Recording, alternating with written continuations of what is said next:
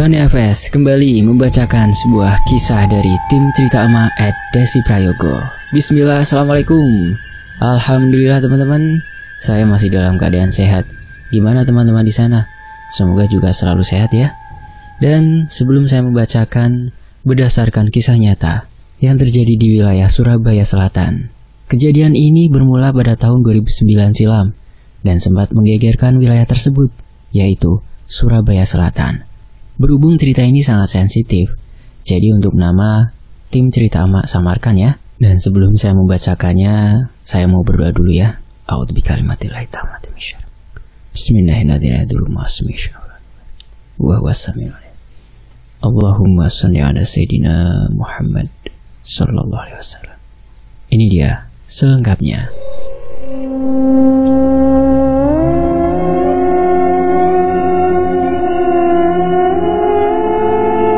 Kejadian ini dialami oleh teman sekolahku yang wilayah rumahnya tidak jauh dari rumahku. Jadi kita satu kampung, hanya beda RW dan RT. Waktu itu kita sedang liburan panjang sekolah karena kenaikan kelas. Dan saat itu kita akan naik kelas 9. Waktu itu 3 SMP ya. Pada saat itu juga terjadi suatu peristiwa yang cukup tragis. Kejadian ini lebih tepatnya terjadi di daerah dekat rumah temanku. Kenapa aku flashback cerita ini? Karena beberapa waktu lalu aku sempat main ke rumah temanku karena dia habis melahirkan, dan tanpa sengaja kita membahas hal itu. Sebut saja temanku namanya Winda. Singkat cerita, kita kembali ke peristiwa tahun 2009 silam. Waktu itu kita digegerkan dengan penemuan mayat di area lapangan dekat dengan rumah Winda. Jasadnya hampir tidak bisa dikenali karena saking hancur mukanya, seperti habis dibenturkan ke batu beton. Bahkan sama sekali tidak ditemukan identitas apapun di dekat jasad tersebut.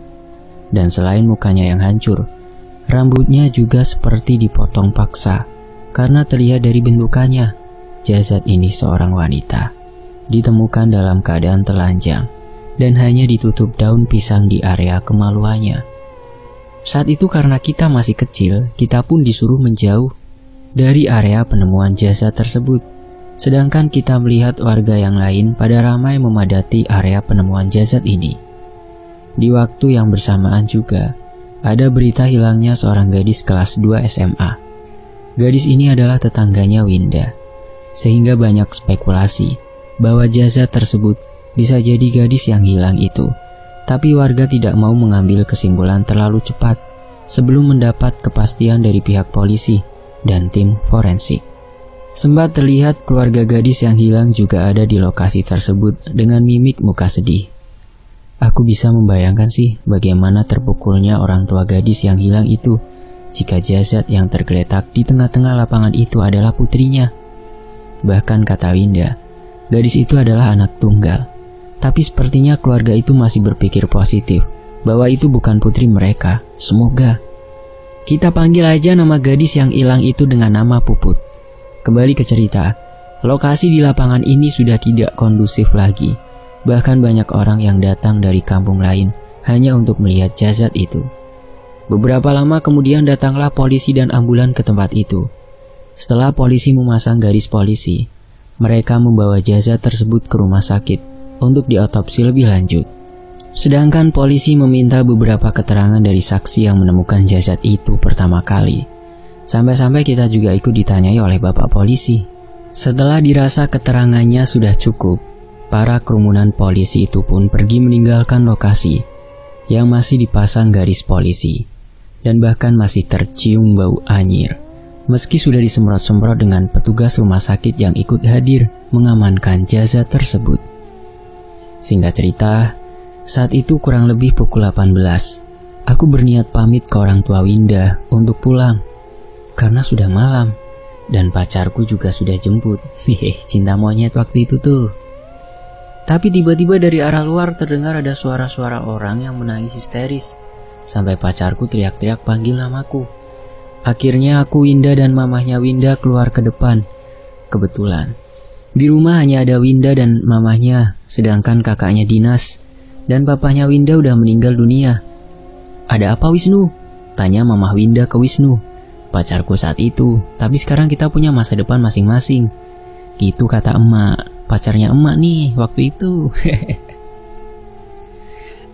Entah tante, tapi aku dengar polisi itu bilang kalau jasad yang ditemukan tadi pagi adalah anak bapak yang itu tuh, sambil menunjuk ke arah bapak yang anaknya hilang, dan tidak lain adalah tetangga Winda yang rumahnya pas di sebelah lapangan itu. Kata Wisnu yang membuat kita bertiga kaget sekaget-kagetnya. Bagaimana bisa anak sebaik Mbak Puput bisa dibunuh dengan sekecil itu? Kayak di luar logika aja ada orang yang sejahat itu ke Mbak Puput. Karena mengingat semasa hidup almarhumah Mbak Puput ini terbilang anak yang sopan, baik, dan ramah banget. Aku yang baru main ke daerah rumah Winda udah tiba-tiba akrab aja. Emang sesupel itu orangnya. Jadi saat ada kejadian kayak gini kita kaget banget. Mama Winda pun keluar rumah, lalu menghampiri keluarga Mbak Puput untuk sekedar menenangkan sambil bertanya kepada Pak Polisi itu kenapa bisa membuat spekulasi bahwa itu benar-benar Mbak Puput. Ternyata saat warga yang menemukan jasad itu pertama kali teriak-teriak sampai membuat warga berhamburan datang ke lokasi.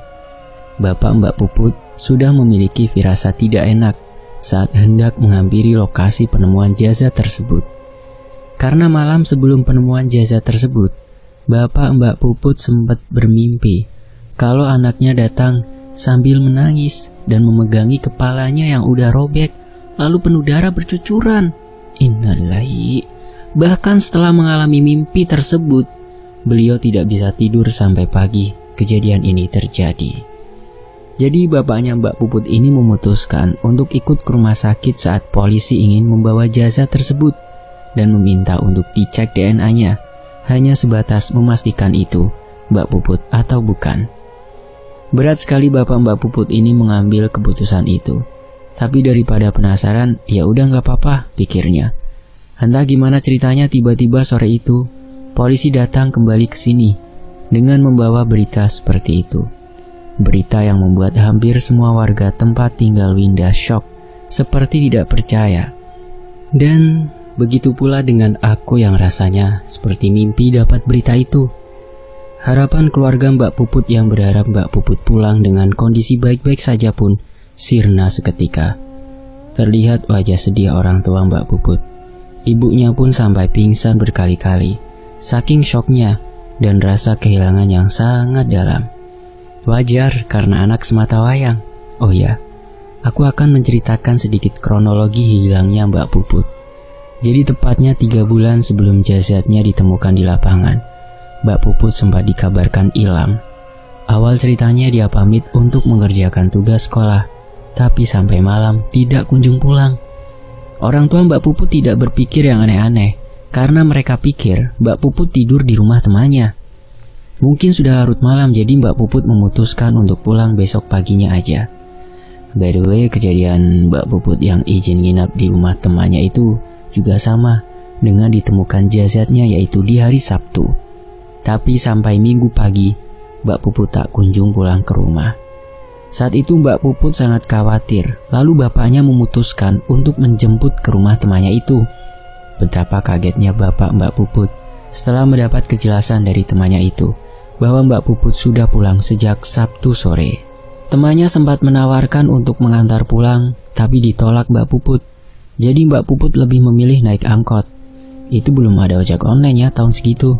Handphone juga masih Nokia yang beken saat itu, jadi belum ada WhatsApp kayak sekarang. Bapak Mbak Puput coba telepon ke HP-nya, tapi tidak aktif. Semakin was-was pikiran bapaknya Mbak Puput. Karena apa yang terjadi saat itu bukan sifat Mbak Puput banget. Meskipun Mbak Puput orang yang ramah, tapi dia tipe orang yang introvert. Jadi nggak mungkin kalau nggak sampai pulang ke rumah. Bahkan orang tua Mbak Puput juga bilang kalau anaknya itu tidak pernah mau pacaran sampai dia bisa cari uang sendiri. Setelah dicari kesana kesini tapi hasilnya nihil, orang tua Mbak Puput pun pasrah. Beliau hanya menyebarkan selebaran tentang hilangnya Mbak Puput, sampai mereka dibuat terkejut dengan penemuan jasad Mbak Puput di lapangan saat itu. Aku pun terbawa suasana dan ikut menangis dengan yang lain. Kembali ke cerita awal. Setelah orang tua Mbak Puput diberitahu hal tersebut oleh polisi, mereka pergi ke rumah sakit dengan mobil polisi demi memastikan bahwa benar-benar itu jenazah Mbak Puput. Mungkin bisa dipastikan melalui ciri-ciri khusus yang hanya diketahui orang tuanya saja. Sampai-sampai aku nggak jadi pulang dong. Aku sampai pinjam handphone Winda untuk telepon bapakku bahwa aku tidur di rumah Winda malam itu. Karena aku saat SMP, selain sekolah, tidak dibolehkan bawa handphone. Biasa. Aku hubungi Wisnu juga pakai Winda. Niatnya minta antar pulang, malah kita nongkrong di sana. Kita menunggu cukup lama. Aku lihat saat itu di jam sudah pukul 19.30 WIB. Tak lama HP mamahnya Winda berdering. Ternyata itu telepon dari ibu Mbak Puput bahwa memastikan itu benar-benar anaknya. Karena jasad itu persis dengan Mbak Puput yang punya tai lalat di ketiak kanan dan telinga kanan. Selain itu, ada satu anting yang nyangkut di rambut jasad tersebut dan dimasukkan ke dalam plastik sama pihak forensik. Saat dipastikan sama orang tuanya, mereka sangat yakin bahwa itu anting Mbak Puput karena ada ukiran kecil nama Mbak Puput di bagian pengait antingnya yang dipesan khusus untuknya. Masyarakat sekampung syok, yang benar-benar syok, kaget. Dengan nada terisak-isak, ibu Mbak Puput meminta tolong kepada warga untuk menyiapkan kuburan karena Mbak Puput akan dimakamkan malam itu juga. Mengingat jenazahnya sudah hampir hancur bagian wajahnya, jadi tidak mungkin harus menunggu besok pagi. Kasihan anaknya. Warga pun saling berbondong-bondong menyiapkan segala keperluan yang dibutuhkan jenazahnya. Jenazah pun sudah dimandikan dan disolatkan di rumah sakit. Jadi sampai di rumah tinggal dimakamkan saja.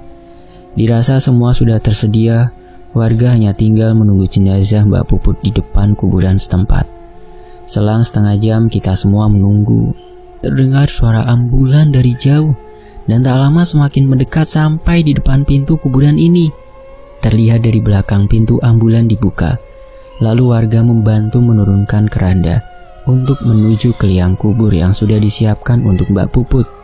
Karena Mbak Puput ini masih perawan ya, belum pernah menikah. Jadi ritual pemakamannya agak sedikit berbeda. Orang Jawa pasti paham. Terlihat di dalam liang lahat ada bapak Mbak Puput dan dua sanak keluarganya yang bagian memasukkan ke dalam liang lahat. Jenazahnya pun diturunkan ke dalam liang lahat.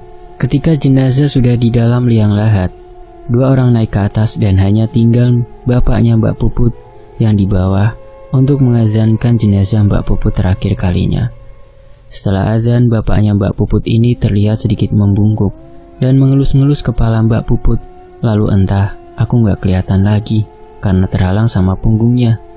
Tak lama jenazahnya ditutup kayu papan, lalu ditimbun tanah, dan kita semua mulai mendoakan Mbak Puput agar tenang di dalamnya. Prosesi pemakaman pun sudah selesai.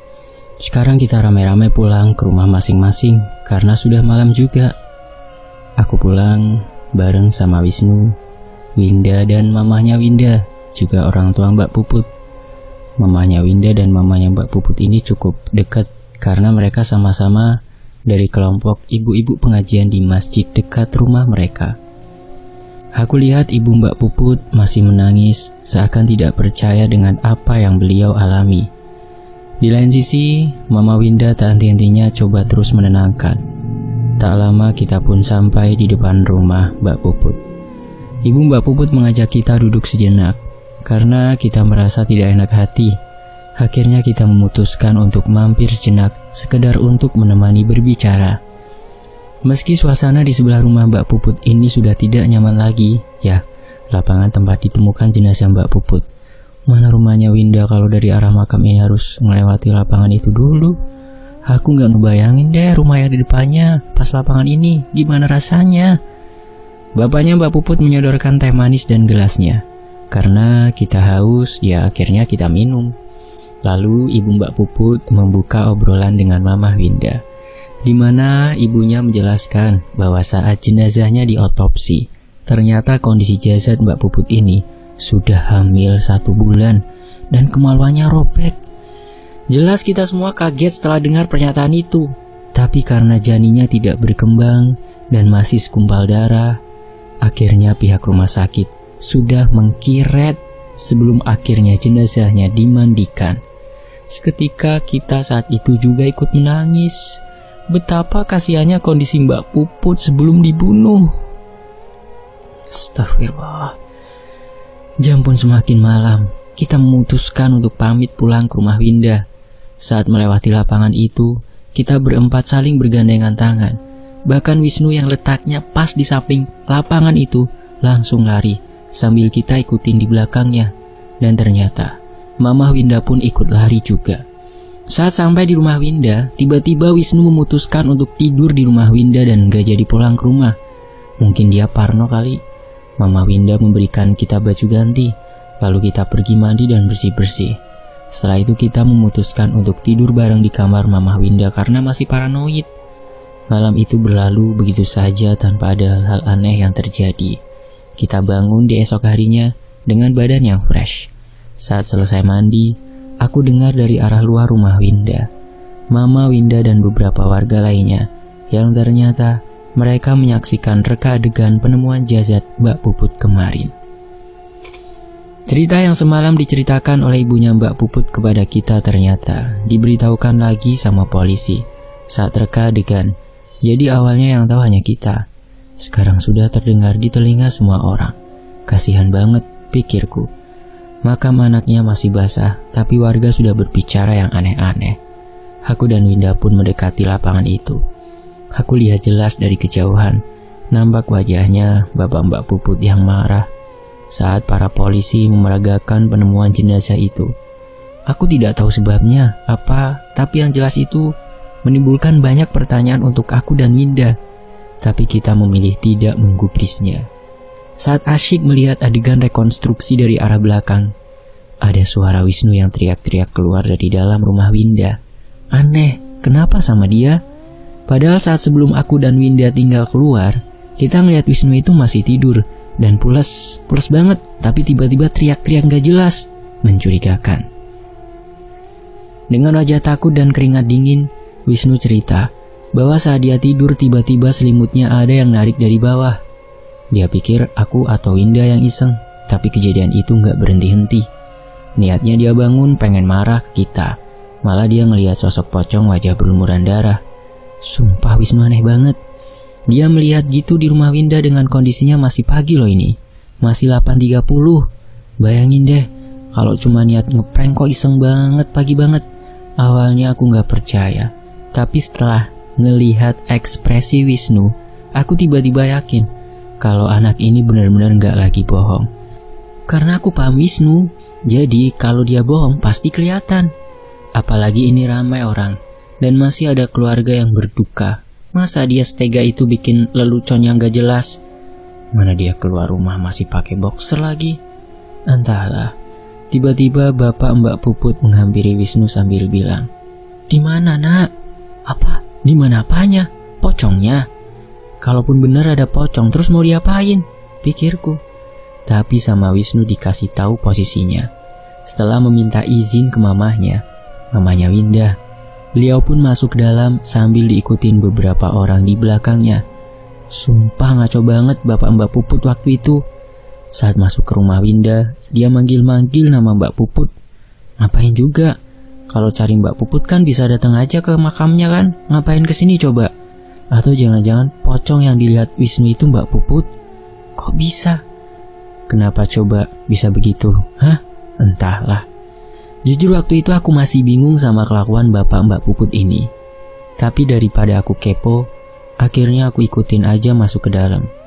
Saat membuka pintu kamar tempat kita tidur semalam, ternyata tidak ada siapa-siapa. Tapi terlihat ada serpihan pasir di lantai. Dan kita semua kaget dong. Bapak Mbak Puput mendekati pasir itu, lalu mengambilnya dengan tangan. Saat beliau bawa keluar, tercium aroma bunga. Bunga yang biasanya kita beli saat ingin berziarah ke makam.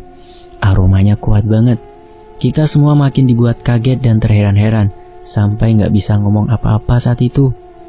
Setelah Bapak Mbak Puput berlalu, Mama Winda pun segera membersihkan kamarnya. Bahkan sampai dipel dengan air yang sudah dibacai doa dari ayat-ayat Al-Quran karena saking takutnya. Sedangkan Wisnu memintaku untuk pulang diantar. Lalu dia juga pulang ke rumahnya. Aku pun mengiyakan kata-katanya. Di sepanjang perjalanan aku lihat Wisnu masih ketakutan. Lalu coba aku tenangkan dan akhirnya dia tenang. Kita pun sampai di rumahku. Lalu dia pamit pulang, sedangkan aku masuk ke dalam rumah. Setelah pulang dari rumah Winda telepon aku. Lalu dia cerita kalau acara reka adegannya sudah selesai. Kata Winda, malam ini adalah pengajian pertama di rumah Mbak Puput. Sepertinya warga pada takut mau hadir di pengajian itu, mengingat rumah Mbak Puput harus melewati lapangan dulu. Tapi garisnya, kata Winda, sudah dilepas dan lokasinya sudah disterilkan. Aku pun bilang ke Winda untuk berhati-hati aja, mengingat gelagat bapak Mbak Puput yang aneh itu. Tapi nggak tahu lagi ya, namanya juga spekulasi anak SMP. Tahu apa sih? Tak lama telepon dari Winda pun berakhir. Dan aku lihat ada satu pesan dari Wisnu yang katanya besok pagi dia mau jemput aku untuk pergi ke sekolah bareng. Katanya kasihan kalau aku jalan. Aku pun mengiyakan, lalu istirahat lagi di kasur. Hari tiba-tiba berganti malam. Saat itu aku inget jam 19. Lebih dikit ya. Winda telepon aku sambil nangis-nangis. Jadi posisi dia itu sendiri di rumah karena mamahnya ikut pengajian. Katanya dia ditelepon itu. Dia bilang saat dia lagi asik-asik nonton TV, tiba-tiba ada bau bunga kamboja itu super kenceng banget. Terus lampunya tiba-tiba mati dan dia nggak tahu harus ngapain. Karena ternyata handphonenya mamanya ditinggal di rumah. Di lain sisi, aku pengen ketawa tapi di lain sisi, aku kasihan. Karena aku tahu Winda ini tipe orang yang super penakut banget. Terus aku bilang aja sama dia, kamu keluar dari rumah, samperin mamamu, lari, gak usah lihat kanan kiri sambil baca doa. Terus dia ngikutin saran aku, kata dia ada yang aneh. Saat dia buka pintu rumah ternyata hanya rumahnya aja yang lampunya mati. Rumah tetangganya nyala semua. Padahal daerah Winda ini tipe yang kalau satu rumah lampunya mati, ya pasti semua juga mati lampunya. Aku jelas banget denger dia kayak buka pagernya, sambil tergesa dan setengah hampir nangis. Aku juga denger dia panggil-panggil mamahnya, tapi percuma kan, mamahnya jauh posisinya, yang mana denger. Dari telepon, aku coba tenangin dia, tapi kayaknya dia nggak dengerin aku deh, mungkin saking takutnya. Tak lama kayaknya pagar rumahnya udah buka, terus kedengeran banget dia lari, jadi di telepon itu kayak ada suara angin. Tiba-tiba Winda bilang ampun-ampun, dan suara angin yang awalnya kayak kenceng, tiba-tiba jadi normal aja kayak suara angin pada umumnya. Terus di lain sisi kayak ada orang ketawa, dan itu suaranya aneh. Ketawanya kayak tawanya Miska. Itu jelas banget. Winda berkali-kali aku denger cuma bilang ampun-ampun doang. Aku khawatir sebenarnya sama dia, tapi aku mau ke rumahnya juga aku gak bisa naik motor. Jadi aku cuma bisa teriakin dia lewat telepon. Sampai aku ditanyai mamaku kenapa kok teriak-teriak. Setelah aku cerita ke mamaku, malah mamaku juga ikut khawatir sama kondisi Winda, karena kita nggak tahu apa yang terjadi. Sampai tiba-tiba dari dalam telepon kedengaran Winda teriak nama mamanya sambil nangis, dan itu kenceng banget sampai aku, mamaku dan nenek juga dengar suara Winda dari telepon. Kaget banget. Sumpah rasanya aku pengen banget ke rumah Winda saat itu juga. Aku ajak Wisnu tapi Wisnu udah kapok, nggak mau lagi. Nggak taunya enak-enak aku SMS-an sama Wisnu, teleponnya Winda dimatiin. Mau telepon balik gak ada pulsa. Jadi saat itu juga aku langsung SMS-an Winda, tapi gak ada balasan apa-apa. Seingatku dulu kita daftar paketan SMS, ntar dapat SMS gratis banyak gitu. Ada yang ngalamin gak? Mau jalan aja ke rumah Winda tapi pasti capek banget, karena meskipun lokasinya satu wilayah dan hanya beda RW, tapi jaraknya juga masih lumayan jauh. Mana besok pagi aku harus ke sekolah untuk daftar ulang, dan udah janji juga sama Wisnu. Sumpah aku bingung banget malam itu. Tanpa berpikir panjang, aku coba SMS mamahnya Winda aja. Tak perlu nunggu lama-lama, Mama Winda akhirnya telepon aku, dan beliau bilang bahwa Winda sudah bersamanya. Tapi kondisi Winda masih super ketakutan. Setidaknya aku bersyukur Winda selamat, gak kenapa-napa, dan aku sedikit lega. Setelah mematikan telepon, langsung aku cas handphoneku dan aku tidur. Alhamdulillah gak terjadi apa-apa. Pagi pun datang, aku mandi lalu bersiap-siap. karena Wisnu sudah SMS kalau dia mau datang. Tak lama setelah aku pakai sepatu, Wisnu udah di depan pintu, pamitan sama mama dan kita OTW ke sekolah. Aku inget banget kebiasaanku waktu SMP. Kalau udah datang ke sekolah sambil nunggu Wisnu parkir motor, aku jajan pentol di depan gerbang. By the way, aku itu sekolah di SMP swasta yang depannya stadion. Ayo, pasti yang ada di Surabaya pada bertanya-tanya ya. Tukang pentol ini selalu jualan meski sekolah tutup. Karena kan masih ada orang yang berolahraga di stadion. Mungkin butuh nyemil, pikirnya si abang waktu aku tanya. Toh meskipun aktivitas belajar mengajar nggak ada kan, masih ada proses pendaftaran mahasiswa baru, jadi ya masih rame. Enak-enak ngobrol sama abang pentol, si Winda dari belakang ngagetin aku. Ternyata dia juga mau daftar ulang hari itu. Dan aku lihat dari jauh Wisnu mulai nyamperin aku. Kita pun memutuskan masuk ke dalam sekolah dan duduk di pendopo atau aula atau panggung mini di sekolahku. Lagi asyik nyokot pentol, Winda cerita kalau semalam dia disamperin sama almarhumah Mbak Puput yang udah jadi pocong, perutnya buncit, dan dari jidat ngerembes darah deres banget. Langsung dong aku sama Wisnu kepo sama lanjutan cerita dia. Tiba-tiba Wisnu tanya, mukanya hancur gak Win? Winda cuma geleng-geleng. Dan Winda juga nambahin, kalau pocong itu wajahnya ya wajah Mbak Puput. Senyum lalu ketawa nakutin super kenceng. Dan bahkan Winda sampai pagi itu gak bisa lupain wajahnya. Bahkan saking takutnya, kata Winda, dia mandi pintunya gak ditutup dan mamahnya nungguin di depan. By the way, aku baru sadar dong kalau tadi aku nulis mahasiswa. Gara-gara sekarang kan udah kuliah jadi kebawa-bawa kan. Ya padahal mau nulis siswa baru gitu. SMP kan, ya siswa dong. Oke, kembali ke cerita. Terus Winda bilang juga ada yang aneh karena setelah ketawa Mbak Puput ini bilang, "Uculno tali pocongku." Yang mana artinya, lepasin tolong pocongku. Namanya Winda ya teriaklah dia. Orang dia itu anak super penakut kok.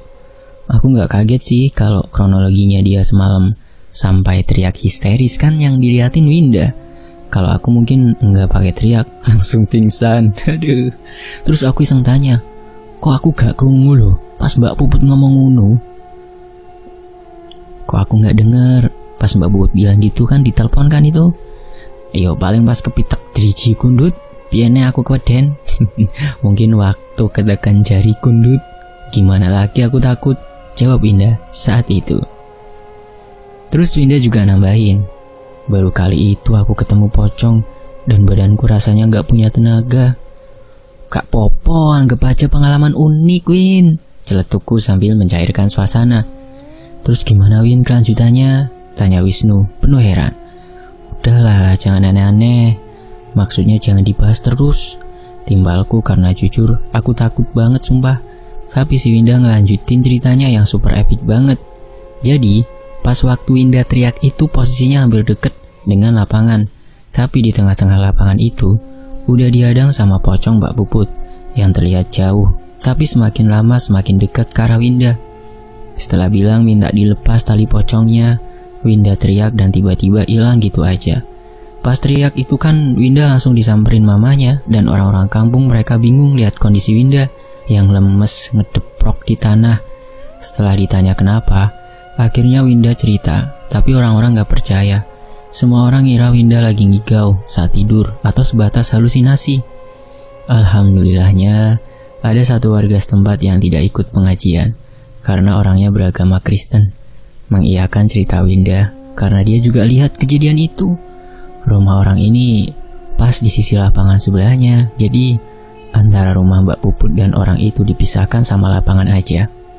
Kata Winda saat orang itu mau tutup gorden kamarnya, jadi kamar orang ini di lantai 2. Orang ini ngelihat dari jendela kacanya Winda lagi berdiri mematung gak jelas di jalan. Karena orang ini ngelihat jalanan sepi, dia gak berani keluar rumah. Jadi hanya sebatas mengamati dari kaca jendelanya doang. Karena orang ini merasa janggal sama perilaku Winda, dia coba ngelihat dari arah berlawanan. Ternyata dia lihat pocong yang jalannya gak lompat, tapi terbang ke arah Winda. Karena orang ini khawatir sama Winda, jadi dia ambil salib lalu mendoakan Winda dari jauh sambil berharap ada orang datang. Sama seperti apa yang diceritain Winda. Saat pocong ini dekat sama Winda, dia kayak ngomong cuma orang ini gak denger. Tahu-tahu dia ngeliat Winda teriak dan ngedeprok di tanah, lalu pocong itu ngilang. Saat itu juga, dia berani keluar rumah disusul dengan orang-orang yang menghampiri Winda. Karena sudah ada 2 orang yang ceritanya sama, akhirnya warga pun percaya dengan apa yang dibilang Winda. Tapi ada satu pertanyaan, apa tali pocong Mbak Puput belum dilepas saat dimakamkan? Karena mengingat yang terakhir saat ada di dalam liang lahat cuma bapaknya Mbak Puput aja. Jadi warga mulai curiga. Warga pun menghampiri rumah Mbak Puput untuk mencari ayahnya meminta penjelasan mengenai apa yang telah terjadi. Kata Winda, awalnya tidak mengaku, tapi setelah warga terus mendesak, akhirnya beliau ngaku bahwa beliau sengaja tidak melepas tali pocong Mbak Puput agar segera terkuak siapa pembunuhnya. Sontak semua warga kaget dong sama penjelasannya ayah Mbak Puput. Kebetulan di situ juga ada salah satu ustadz. Beliau menegur ayah Mbak Puput dan menyarankan agar makamnya segera dibongkar kembali dan dilepas tali pocongnya. Tapi ayah Mbak Puput bersikeras tidak akan melepas tali pocongnya sampai ketemu pelakunya. Lagi-lagi, Pak Ustadz berusaha menasehati pelan-pelan. Dan setelah melewati perdebatan ayah, Mbak Puput bersedia dengan usulan saran dari Pak Ustadz, tapi dilakukan keesokan harinya saja. Akhirnya semua warga pulang ke rumah masing-masing, termasuk Winda dan mamahnya. Ternyata teror itu masih ada, kata Winda. Tapi ceritanya ini di subuh hari. Jadi musola di daerah rumah Winda itu letaknya setelah rumah Mbak Puput. Pas subuh-subuh itu, tetangga yang rumahnya depan rumah Winda mau sholat subuh berjamaah. Ceritanya Winda, si ibu-ibu ini berangkat rame-rame. Ibu-ibu yang jumlahnya 5 orang ini rumahnya deretan rumah Winda. Jadi tepatnya ya dari arah masuk yang sisi pos satpam ya, bukan yang dari arah kuburan. Otomatis kan kalau mau ke musola harus melewati lapangan dan rumah Mbak Puput. Pas rame-rame jalan, mereka berniat ngampiri satu ibu-ibu lagi yang rumahnya pas depan lapangan itu. Sebenarnya mereka takut, tapi ya mau gimana kan udah janjian. Lah saat si ibu-ibu ini sampai di rumah ibu yang mau diampirin ini, bulu kuduk mereka semua berdiri. Dan menurut cerita hawanya jadi dingin banget. Mereka buru-buru pencetin tombol lonceng rumah si ibu ini. Tapi gak ada sautan. Tiba-tiba dari arah berlawanan mereka dengar bunyi. Seakan ada sesuatu yang dibentur-benturkan ke benda kayu. Mereka coba cari-cari sumber suaranya. Ternyata dari arah rumah Mbak Puput. Rumah Mbak Puput ini terlihat dari rumah si ibu yang diampiri gak keluar-keluar itu. Nah, dari jauh si ibu-ibu yang ramai-ramai mau pergi ke musola ini tiba-tiba lari terpirit-pirit, balik masuk ke rumah masing-masing. Gegara mereka ngeliat pocong yang lagi duduk di bawah sambil ngebenturin kepalanya ke pintu. Ya takutlah mereka. Mereka akhirnya gak jadi sholat di musola, sholat masing-masing di rumah. Paginya pas belanja mereka pada ngegosip hal yang terjadi tadi subuh. Nyeritain ke ibu-ibu yang lain sampai terdengar mamahnya Winda dan diceritakanlah ke Winda. Ingat ibu yang dijemput gak keluar-keluar? Ternyata ibu itu udah dengar saat nunggu di depan teras. Karena ibu-ibu yang lain lama datangnya, si ibu ini iseng melihat dari balik pagarnya tiba-tiba dari arah rumah Mbak Puput udah ada pocong yang posisinya persis diceritain ibu-ibu tadi. Makanya ibu ini gak berani keluar rumah dan memilih gak jadi sholat berjamaah. Dan setelah cerita itu sampai ke telinga Pak RT, akhirnya Pak RT meminta agar segera dilaksanakan agar tidak meresahkan warga. Jadi berbarengan dengan Winda diantar mamanya ke sekolah, warga sedang membongkar makam Mbak Puput untuk melepas tali pocongnya, dan yang melepas ya ayahnya sendiri. Setelah Winda cerita itu, dia dapat SMS dari mamahnya. Katanya alhamdulillah prosesnya berjalan lancar, dan katanya juga pelaku yang memperkosa dan membunuh Mbak Puput juga sudah ketangkap tadi subuh. Kita senang akhirnya kasusnya menemui titik terang, dan insya Allah Mbak Puput sudah tenang di alamnya. Pelakunya ada 6 orang, yang memperkosa 5 orang, dan yang membunuh hanya 4 orang karena saat membunuh 1 orang dari 5 orang yang memperkosa itu tidak mau ikutan. Sedangkan yang 1 orang lagi hanya dijadikan joki untuk membuang jenazahnya saja. Motifnya hanya karena mereka nafsu lihat kecantikan Mbak Puput. Astagfirullah. Sebelum dibunuh, Mbak Puput juga sempat disiksa berbulan-bulan dan diperkosa berkali-kali sama 5 orang keji yang tak punya otak itu. Tapi syukurlah mereka berenam sudah mendapat ganjarannya. Orang tua Mbak Puput sekarang sudah sepuh. Dulu sempat mengangkat anak saudaranya yang seusia dengan Mbak Puput setelah 100 harinya. Dan sekarang kita nggak tahu kabarnya karena beliau sudah pindah keluar pulau dan rumahnya diberikan secara sukarela. Sekarang menjadi balai desa yang digunakan warga daerah Rumah Winda. Sedangkan lapangannya sekarang udah terang karena ilalangnya udah hilang dan dibangun jadi lapangan basket dan parkir mobil. Sejak kejadian itu warga sudah terlihat tenang karena sudah tidak ada teror lagi. Saat hari-hari tertentu keluarga Mbak Puput datang untuk bersiaroh dan mendoakan agar dilapangkan kuburnya.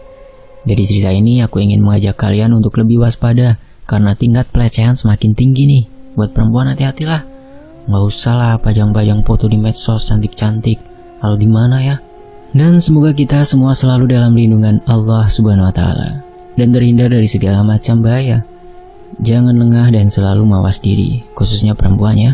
Dan sebelum saya tutup, mari kita sama-sama ngedoain almarhumah Mbak Puput ya. Tsumma ila ruhi Mbak Puput binti. A'udzubillahi minasyaitonirrajim. Bismillahirrahmanirrahim. Alhamdulillahirabbil alamin arrahmanirrahim maliki yaumiddin. Iyyaka na'budu wa iyyaka nasta'in. Ihdinas siratal mustaqim, siratal ladzina an'amta 'alaihim ghairil maghdubi 'alaihim waladdallin. Rabbighfirli wa liwalidayya amin. Terima kasih tim cerita Ama. Terima kasih teman-teman sudah menyimak kisah ini di Tony FS. Saya pamit, sampai jumpa di kisah lainnya. Wassalamualaikum warahmatullahi wabarakatuh. Alhamdulillahirabbil alamin.